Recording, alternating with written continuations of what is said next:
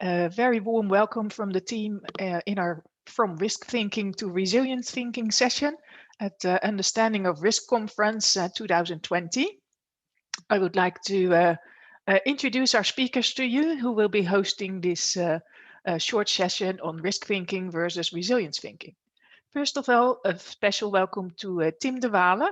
He is advisor for water participation and climate adaptation issues at the City of Rotterdam. And from that position, he also coordinates a team within the Rotterdam Weatherwise program, focusing on motivating and facilitating private parties in taking climate adaptive measures.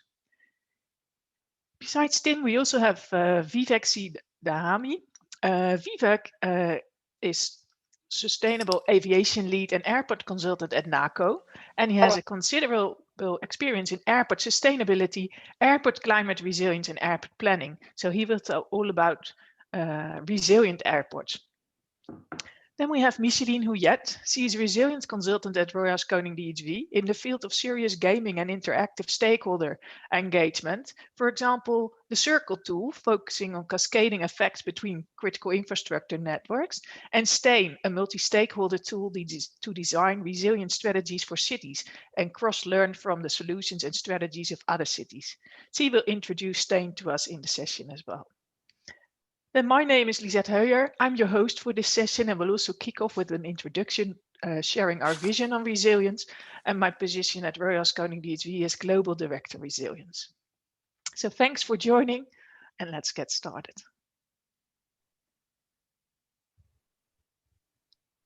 So first of all, resilience as a new game plan. If you look at water and climate change risks, they are in the top 5 according of the risks that countries and CEOs expect from the Global Risk Report 2020. Let me see a moment if I can move the video here away so you can see the slide better. So we can see a trend that environmental risks related to water, climate change, extreme weather, and natural disasters are rising in the top 5 throughout the last few years. And in the last 2 years, they were actually in the top 5 as the most critical risk that countries, leaders of countries and leaders of businesses expect to impact their operations within the country or the business. What we also see is climate change. It used to be seen as something from the mid-future, long-term future, but in the recent years we have seen that climate change is actually happening as we speak. We see an increase of events, we see an increase of the likelihood, the chance of happening of events, we see the frequency increasing, but also the impact and the size of areas impacted, for example, by floods and extreme weather are increasing. That's a result of urbanization. And due to that urbanization, there is an increased amount of people, and the cities and their areas impacted have higher values. So that also results to higher impacts. On top of that, we also see that nowadays society is much more sensitive to disruption. So all in all, that combined together makes that impact is more clustered in cities and urban areas.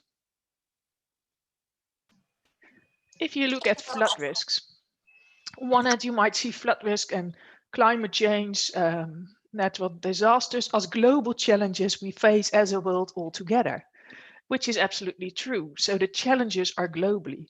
However, the impact they have are determined by the local situation, the local context. So if you look at heavy rain, floods caused by heavy rain, then the same extreme rain shower in one area will have a totally different impact than in another area, really depending on the local situation, whether there are measures taken to protect, whether it's a low flat area or whether it's a steep area.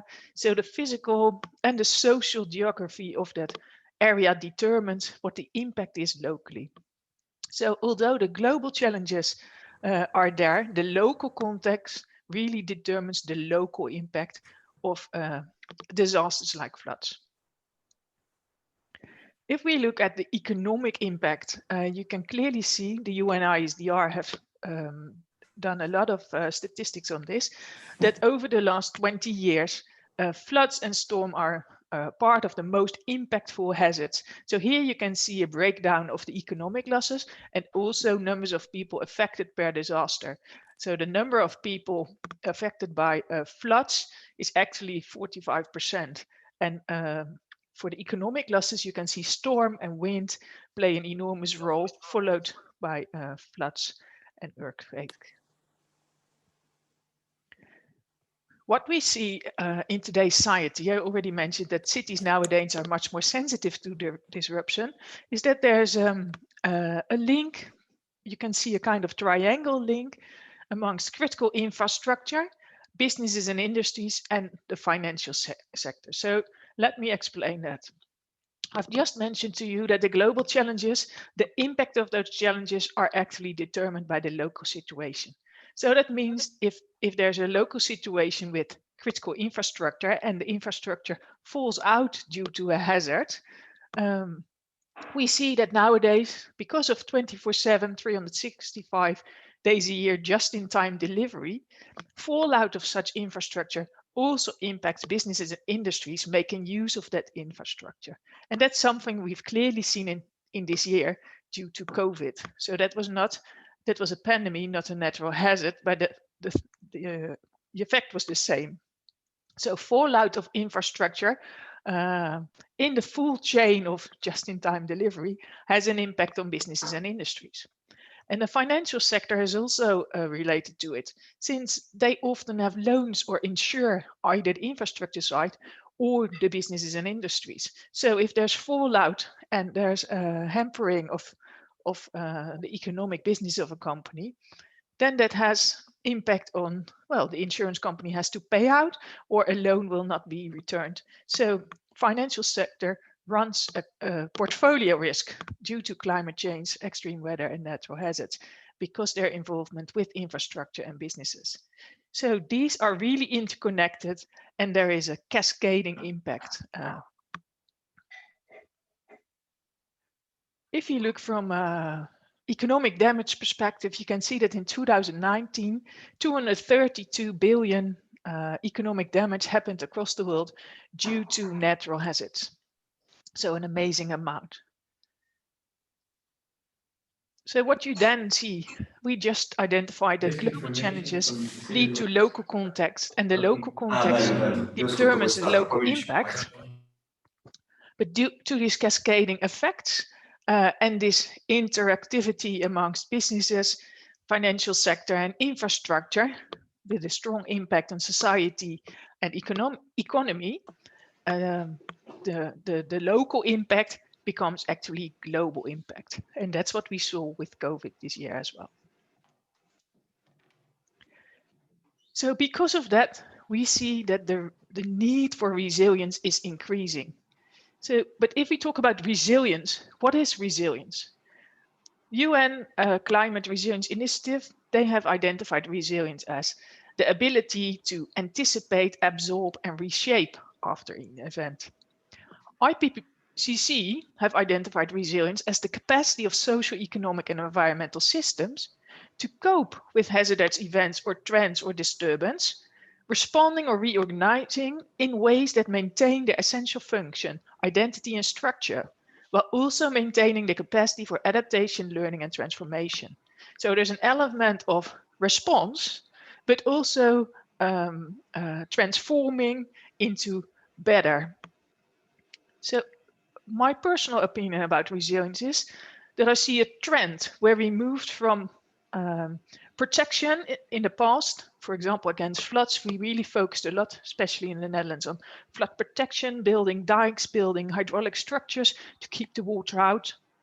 Then, end of the last century, we moved towards risk reduction. So besides measures, hard infrastructural measures, we also started playing with water levels. So water storage, delay, discharge of water, bringing in green infrastructure solutions, or master planning, focusing on reducing risks, making use of all the systems. And nowadays we focus on resilience, where we also bring in other types of measures beyond hard and grey infrastructure, but also non-structural measures like forecasting, warning, monitoring, and control, emergency response, disaster management, but also adaptive building. So to me, resilience has an element of mixing measures, taking the right action at the right moment, fitting the need of the local society. So over here you can see several different interventions you can take for enhancing resilience, then several key principles. And to me, resilience is really something that should be embraced by both businesses and government. As well as social inclusiveness is extremely important for success, not only looking at extremes, but also day-to-day way of working and have an integrated system approach. This resilience circle really shows the connection with taking the right action at the right moment, whether it's prevention, preparation, response, or recovery. So in summary, I would say climate change is happening now, not mid-term or long-term. Business continuity is fundamental for thriving societies and economies. Local infrastructure fallout not only has local impact, but also regional and global impact, and that will be shared by Vivek later as well. Hazards, they cause major economic loss, have a knock-on effect on society, but luckily, climate adaptation and resilience enhancing measures can reduce the impact and risk. If we also consider that 70% of the infrastructure and 60% of cities needed in 2015 are still to be built, that opens opportunities. If we consider strong economies spend more on prevention and disaster management, that will reduce their dependency on emergency aid and also contribute to resilience. So that the resilience, and then you come into a positive spiral, because more resilient infrastructure will keep economies going on rather than being destructive. So then you come in a positive upward spiral. All impacted parties should take responsibility for that reason, in my opinion, and drive climate action, since everyone benefits from resilient cities and resilient infrastructure. So by enhancing resilience and driving climate action, this will contribute to us meeting the UN SDGs and making sure we have stronger, more resilient societies and economies. And this will generate a positive upward spiral. So this is in a nutshell our vision, our wider vision. And now I would like to give the floor to Micheline, who will tell us more about STEAM and how that can be used in ways of stakeholder engagement in enhancing resilience. Thank you, Lisette. Thank you all for joining our session today.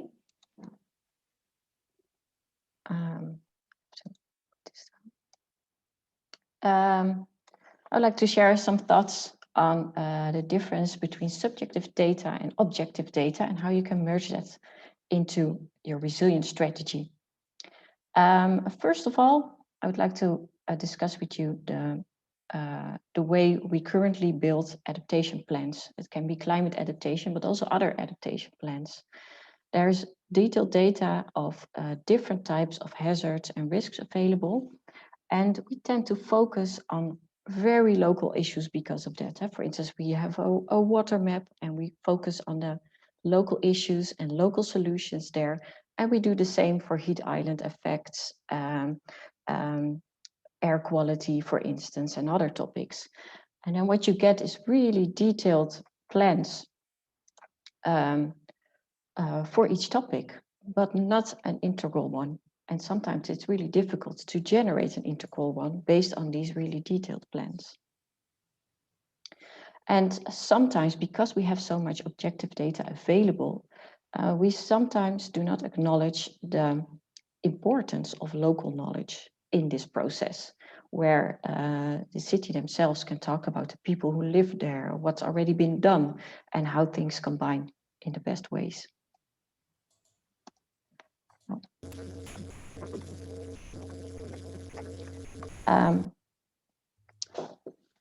So we talked about this, detailed objective data can sometimes give a false sense of security. We know everything, and too many local solutions can only protect small locations. And sometimes you really need to look at the bigger picture. And another thing is that we sometimes think we can protect for 100%, but for the future, maybe we should think of a way that we can deal with certain hazards in multiple ways than just protection. And another thing that's really important is that cities themselves do not own 100% of the public space. And if you want to reach your climate goals, then you really need to cooperate with the other people. Sometimes it's only 30% and sometimes even only 10%. Yeah, and for resilience, of course, we need to be prepared for a number of hazards that we currently know of, but there can be other hazards in the future as well. And we need to be more flexible and not focus too much on the protection of a certain circumstance, but to deal in different ways with hazards that will come in the future. And in our way of working, we're looking for these mixed solutions on different levels to increase the resilience. And for this risk thinking and resilience thinking, we think that there is a role to play for this subjective knowledge. How does a city work with the people who live there and the companies that are there? And that is important information that you need to combine with this objective data to find the perfect solutions and this mix of solutions for a resilient future. I think I'll skip this one for now because of the time. We think in different phases, there is a different role to play for this objective data and subjective knowledge. And if this would have been a real session as we were preparing this for Singapore, we would have let our participants work with a risk and hazard type of tools and with a resilience type of tools. Well, these are some examples. These are, for instance, the hazard maps. And this is, for instance, a blue label dashboard, which translates the hazard maps into the impact for different households. And it does not only do that, but also helps these different households to see what they can do in their own plot, in their own garden, or their own surroundings, to see if they can improve the future situations from themselves. So that helps to translate this hazard knowledge and risk data to a practical approach. And then we would also have like a flood risk tool that translates hazard into actual risk, but also into a business plan on how you can combine different measures for a better future. But today we would like to show you, first of all, a movie of the tool we would have liked to work with you in the same room. And this is called STAIN. And Royal Haskoning DHB uses this to design resilient strategies. And what we do first is we invite different stakeholders of different backgrounds and different disciplines and experts around the table to explain to each other what the most important aspects and themes are in that city. And they need to explain this to each other. So we have the risk maps available, but the power is in explaining to each other what the most important priorities are. And with that, they build a sort of level of understanding. And based on that level, they will start to think about the different measures they can and different solutions. So these 3D objects are used to indicate where, what type of solution is needed. And in the second phase, we use the digital tool to really look at the solutions, and especially for solutions that fit more than one theme. So find and integral solutions, those are the green dots that you see on the screen. For instance, for solving water issues with the need for more green in the streets, for instance. And the goal is to have this collaborative design on a short, mid, and long-term view, and then based on that first strategy to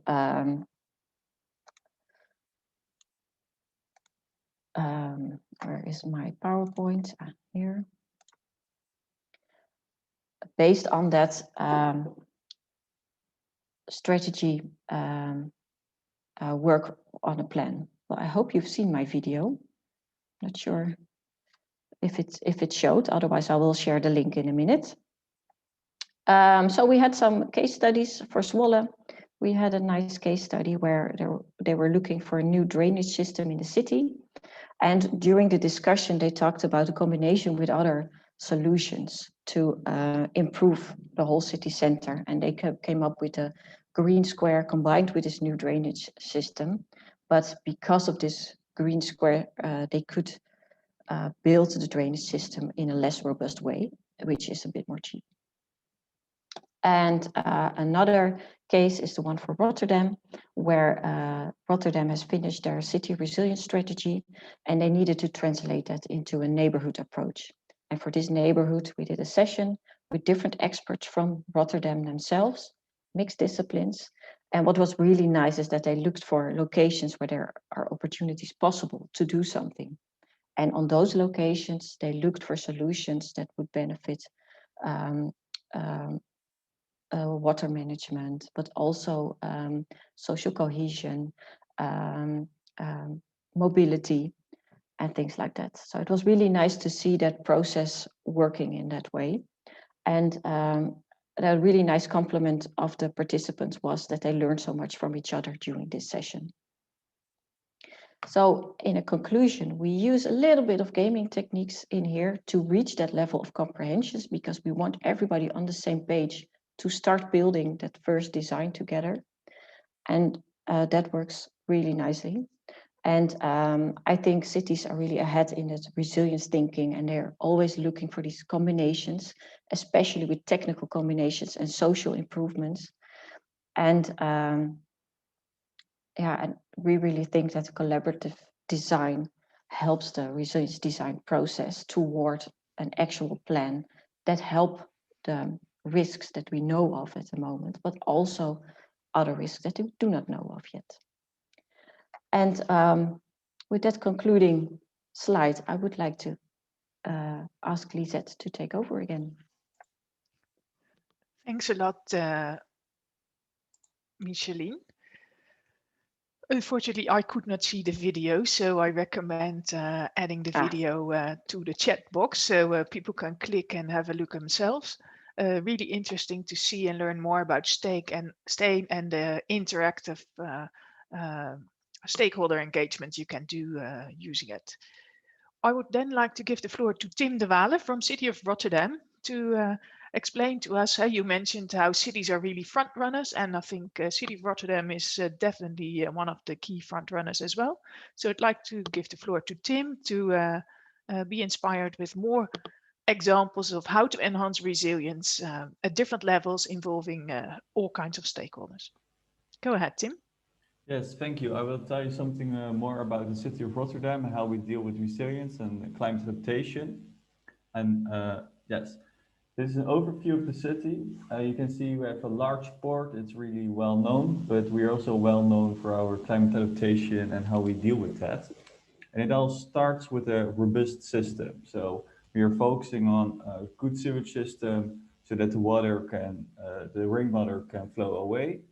So, and from there, if you have a good robust system, we are thinking about adaptation. For example, we make water squares. But we are also thinking about how we can combine certain issues or opportunities, such as the energy transition we are currently working on. And also we are having a large program on making the city more green. It's really going hand in hand together with climate adaptation. We're doing this for the past few years. At first, we had the Rotterdam water plan. From there, we made a Rotterdam adaptation strategy.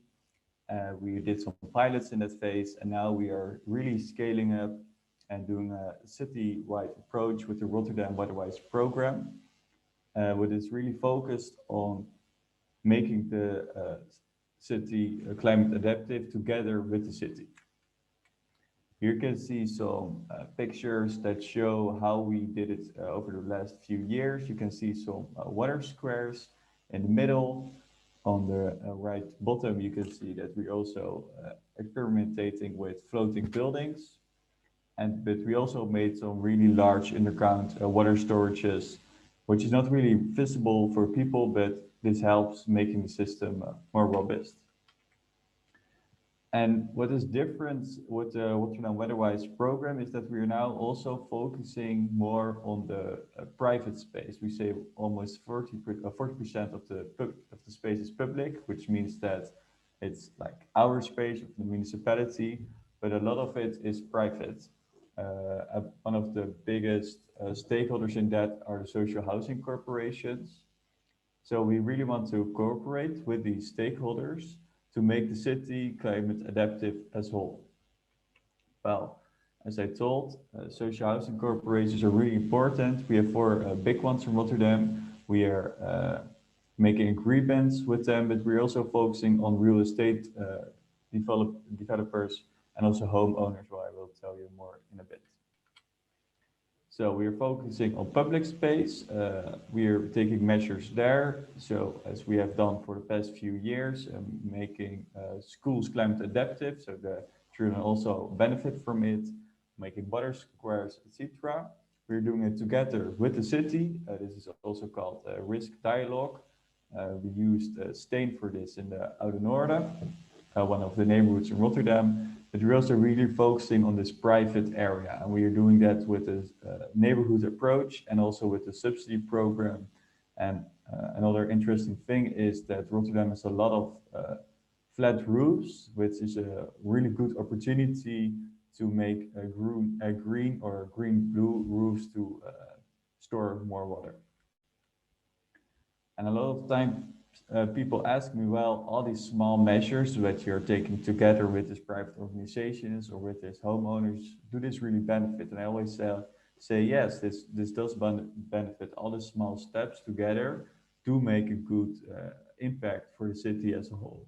So I think it's really interesting to see what are the small opportunities that you can take, but altogether it will definitely make an impact for the city. I will tell you something about the neighborhood approach of the Weatherwise program. It's a special focus that's really focusing on involving these private parties on a neighborhood level.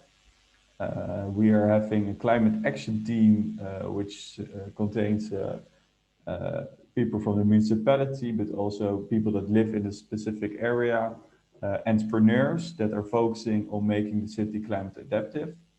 And we have three key values that are really important for us to, if we are going to work with them, we really want to meet them at the area where they live. So we want to be visible in a specific neighborhood. We want to connect. We really want to know what's happening there. So if people have problem with language, can we combine climate adaptation and language together? It's an interesting connection you can try to make. And we really collaborate. Are people in that specific area, for example, experts? So do they have certain knowledge that we can use, and together we can collaborate and making the city or this example, the neighborhood, more climate adaptive. And we are doing this on three different tracks. Track one are these really small scale actions more on a house and a street level. And these actions are focused to engage with the people and show them that they can cope with climate change and what they can do to benefit also from it. For example, if they have a green garden in front of their roof, it seems to be really popular in Rotterdam. Well, they are really happy about it, and we're also happy about it because they will talk with their neighbors about why they are doing it. So this is really good to gain more knowledge about the subject. Track two are more bigger kind of solutions, such as a green roof. We are doing this together with, for example, the social housing corporations, which I told earlier is a really important stakeholder for us. And these track two solutions, need a bit more planning, but they're also really interesting. And of course, in each neighborhood, there are always projects already happening. And we are calling this the track three. For example, if there's a sewage system being made, we are trying to combine our ideas with ideas that they have and see if we can make a kind of a win-win situation. Well, here you see a few examples. We did a green day in the Oude Noorden, a neighborhood in Rotterdam, where we provided people with plants. We talked with them, and it was really interesting and good to see that A lot of people were really happy about it. Were joining during the day. They didn't know about the event, but they really like it. So it was interesting. We also made Tuin van de Wijk, which means a neighborhood of a garden of the neighborhood, where people can grow their own food. And it's, yeah, they really, in that way, we trying to make this win-win situation. People wanted to grow their own tea. So we told them, now, well, maybe we can grow some tea in this specific garden. So they were really happy about it. And it's always in co-creation with this neighborhood and what they want. So each neighborhood needs a different approach.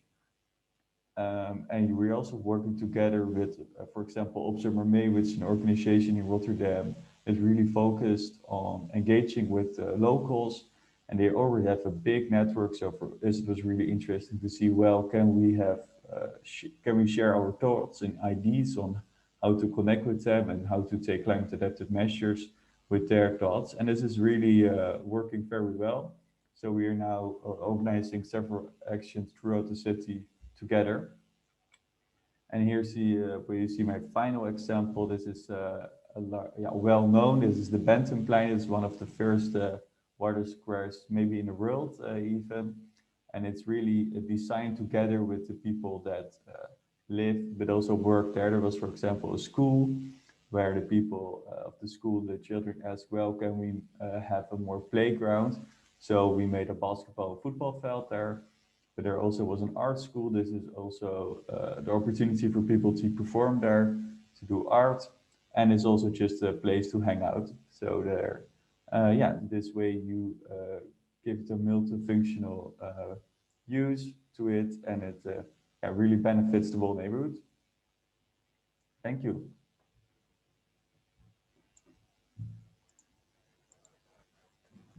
Thanks a lot, Tim, for these nice examples of enhancing resilience in the city of Rotterdam, and also the wide nature of the different interventions taken. I think that's really key of resilience, that it can have many different phases. If you have, to the audience, any questions to Micheline or Tim, please feel free to add in questions in the chat. So even if there's little time in the meeting to respond to them, we will respond to them anyway. But if you put them in the chat, we can read them and reach out to you. And I'd like to give the floor to Vivek, since for many cities, airports are an essential part of their economy and their mobility and all the things related to keep a city live and vibrant. And he will tell us more about airport challenges in climate change, as well as enhancing of resilience of airports. Go ahead, Vivek. Yeah. Thank you, Lisette, for the floor. I'm from NACO, Netherlands Airport Consultants. It's a company of Hans Koning, DHV. It's a well-known brand in aviation sector. I think I'm here to also talk about what's happening in the aviation world, because we all know that how important the airport is for a regional and the national economy. It's connecting, also it's kind of a facade for the country.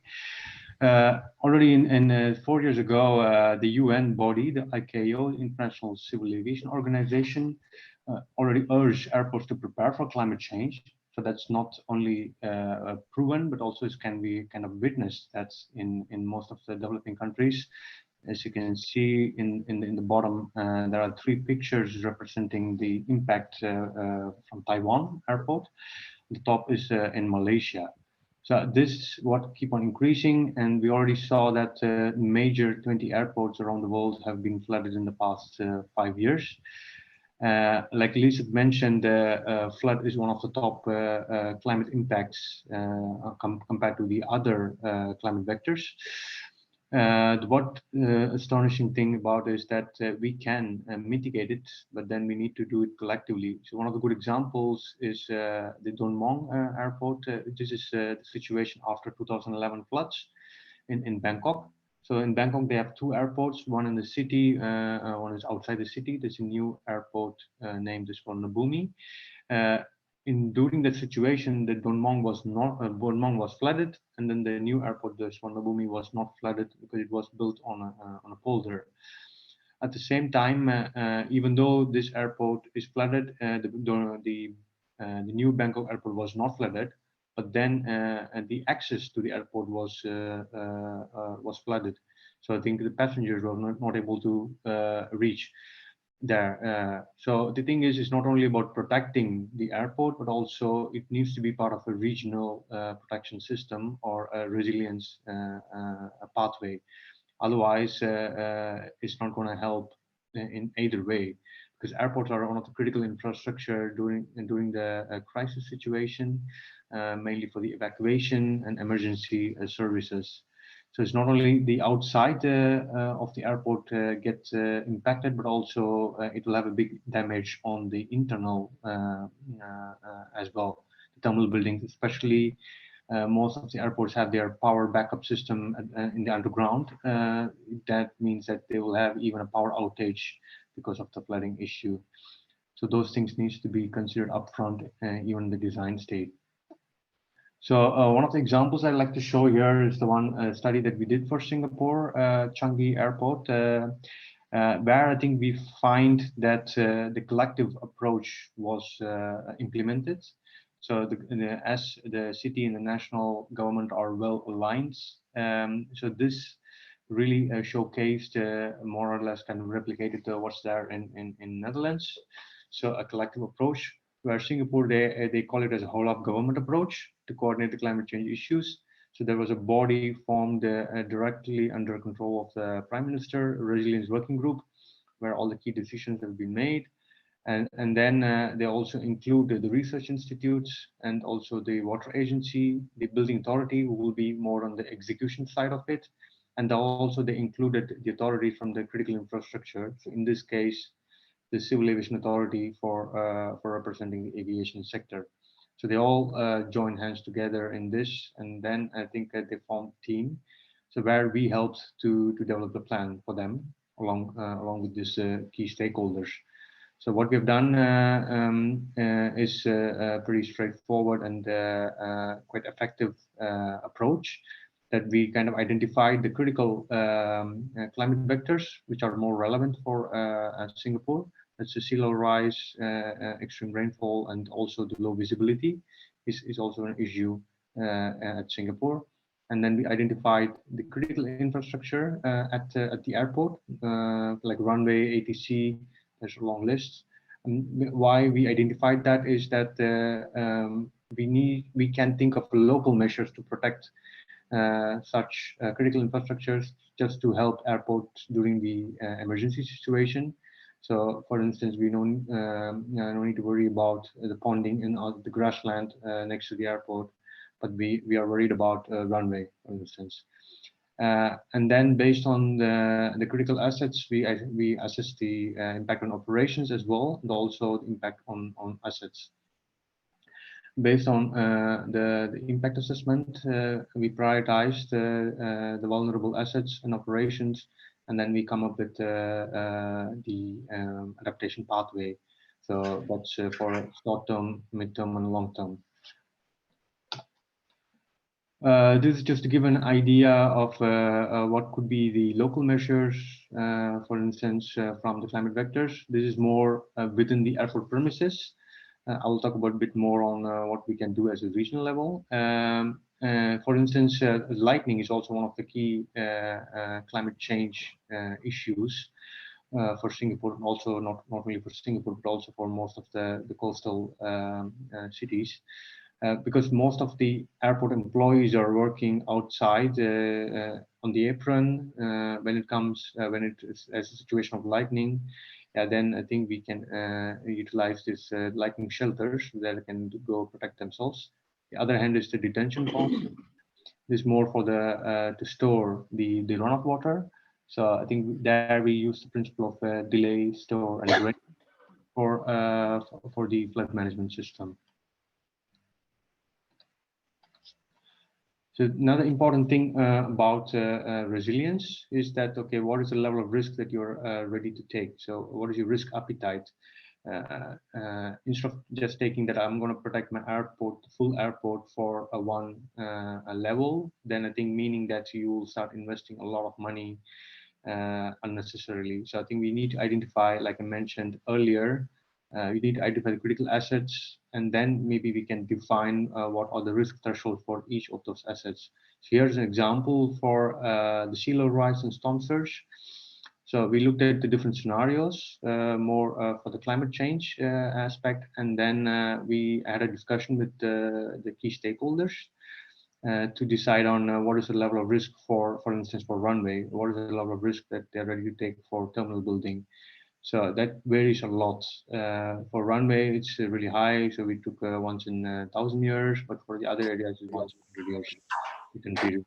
So this is quite crucial because it will. This is one of the levers for your investment planning. Similarly, we also did the same for rainfall intensity as well, because this is also, as you know, that airports are a big area, open space.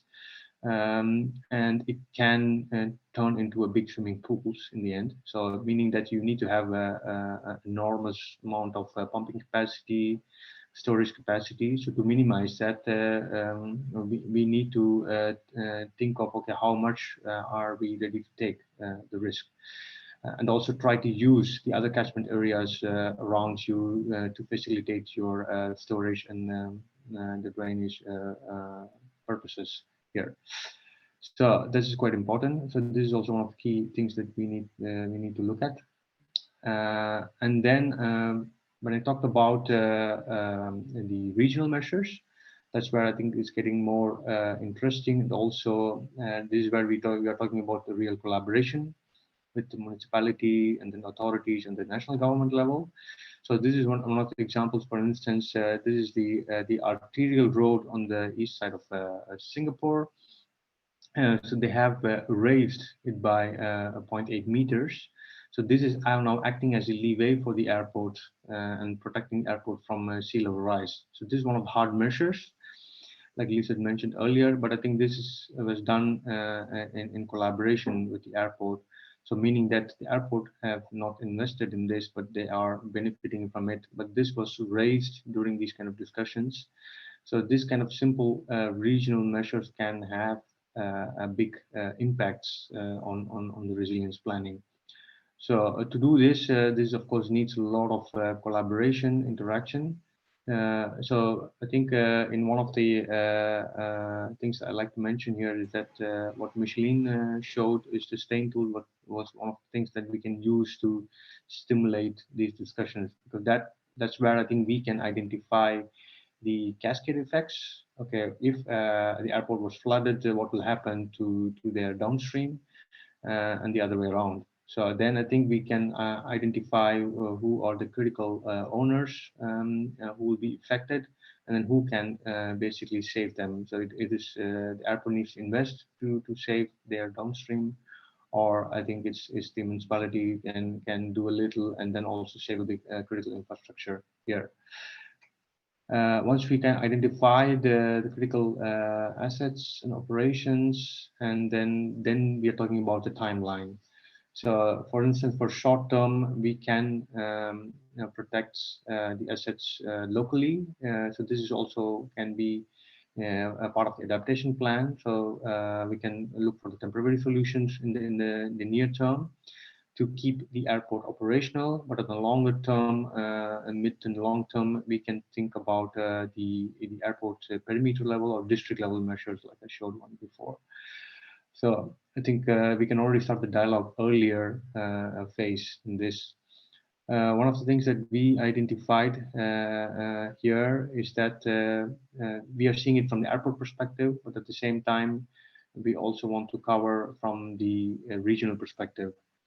So that's what will happen in the near term, which is already started, stimulating discussions within the resilience working group. One of the things that we didn't look at earlier was the details on the impact on operations. We were focusing a lot on infrastructure, but now we are focusing on the impact on the disruptions, for instance, on the flight operations. That's what we are currently working on. So I would like to wrap up with key takeaways to sum up. So I think as a critical infrastructure owner or operator, it's better to not only think to protect your assets, it's just you need to think wider and also start having alliance with your regional and national government. So try to look out for already a platform which is available. And if there's already an approach, please do align with that. And then we can already start indicating what can be done earlier. And then probably there will be a collective investment possibilities there, rather than just protecting yourself. It also will have a bigger impact, positive impact.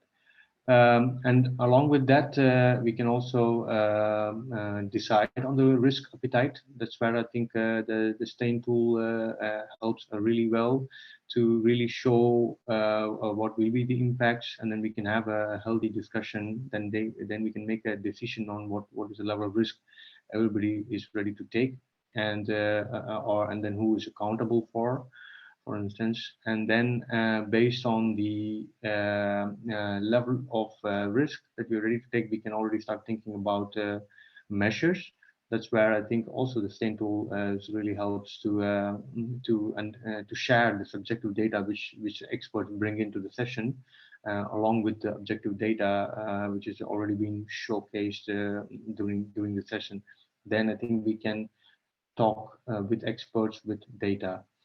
Then I think we can already start making multiple scenarios for adaptation pathway.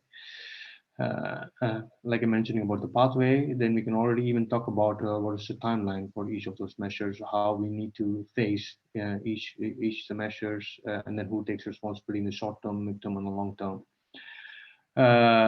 And so to come to one point, to reiterate, so we are not only talking about resilience of infrastructure, we are talking about the system resilience here.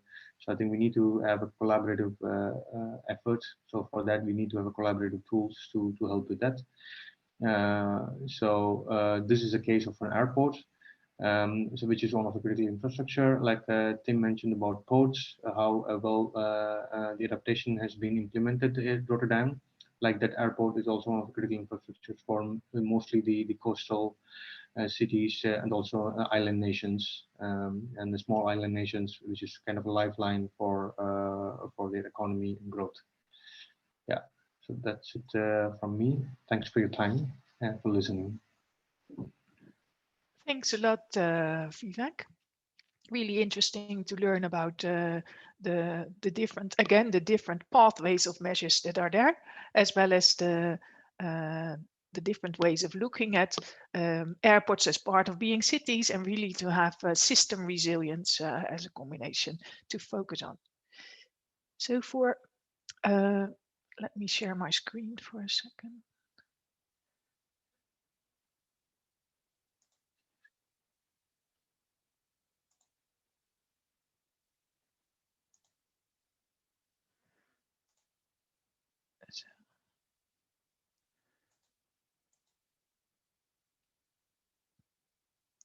So we've been looking at in this session on risk versus resilience thinking. So we thought it would be nice to share some word clouds with you, which we have done from various sessions we had with people all over the world. And we asked them the question, what words come to mind when you think about risk, and what words come to mind when you think about resilience? And But it's very... We cannot see your screen. Sorry. Apologies. Let's do it again.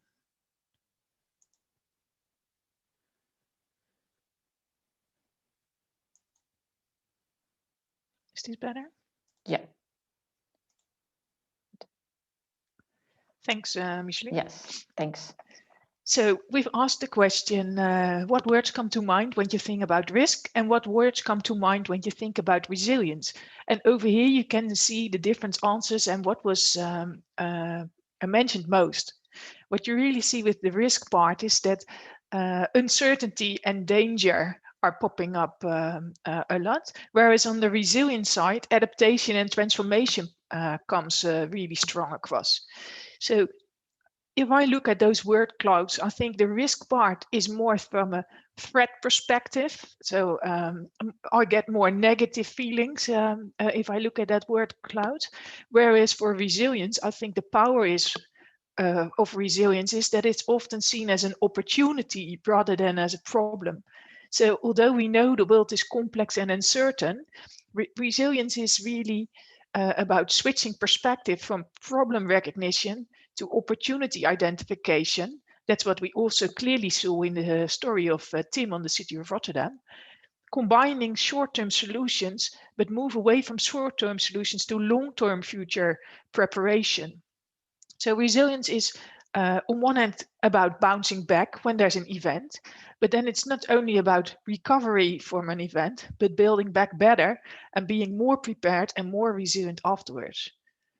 So if we really want to have a more climate resilient future, we need to see the challenge of climate change as a catalyst to inspire innovative cross-sectoral solutions that also result in far-reaching and lasting positive effects. So not only focusing on climate change, but take into account all challenges there are, focusing from an opportunities perspective.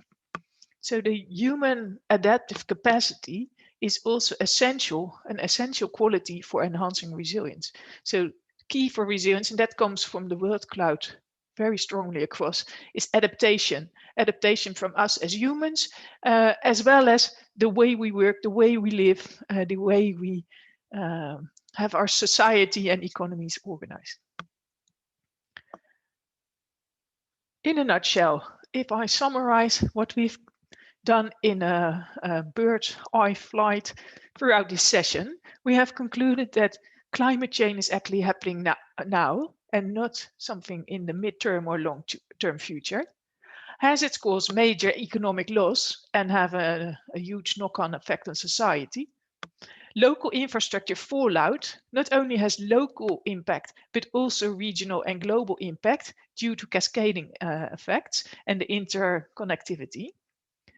The good news is climate adaptation and resilience interventions can reduce impact and risk, increase protection, but also self-reliance of citizens and acceptance of a certain level of impact. That also came across in Vivek's storyline when there was a risk conversation on what's your risk appetite. So that can be different for different people and different organizations. Successful strategies are focusing multi-hazard, multi-level, cross-discipline and combined interventions, so there are different pathways. But stakeholder engagement is in any case always essential. A stakeholder engagement focusing on both using input from non-experts and sharing insights with non-experts in risk dialogues, but also experts. So it's the combination, and the dialogues on risk and risk appetite, they are key for success. Resilient cities and infrastructure, in our view, are essential for thriving societies and economies. And because of the resilience adding to enhance economies and societies, strong economies, we also see that they spend more on prevention and disaster management. And if there's more prevention, and better disaster management organized in the full resilience circles, that will reduce the dependency on emergency aid. And that as such, building on prevention and disaster management in itself also contributes to resilience.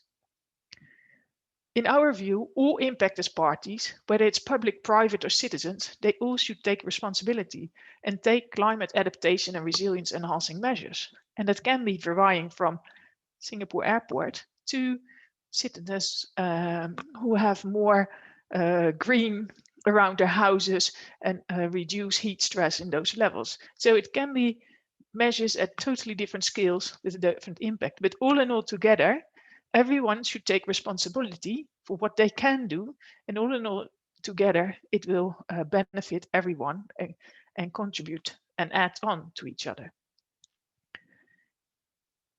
So enhancing resilience and driving climate action, in our view, in this way, using multiple pathways, also contributes to reaching the UN SDGs, and that way also with resilience focusing on enhancing economies and societies also will generate a positive upward spiral in countries and cities. So that's what we see as the power of resilience.